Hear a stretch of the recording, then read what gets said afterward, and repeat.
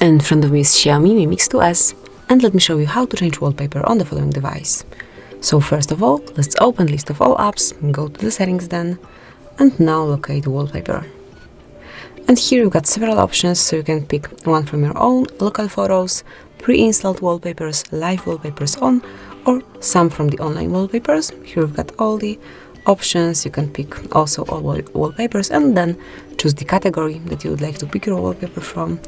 And for example, if you would like to this beautiful quote, you can customize it, or you can see it like this. And then if you want to apply it, just click on apply.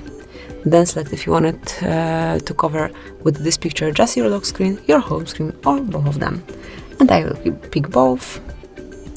And as you can see, from now on, this brand new wallpaper is covering both your home screen and also the lock screen. So this is it, that would be all. Thank you for watching. Please subscribe our channel and leave the thumbs up.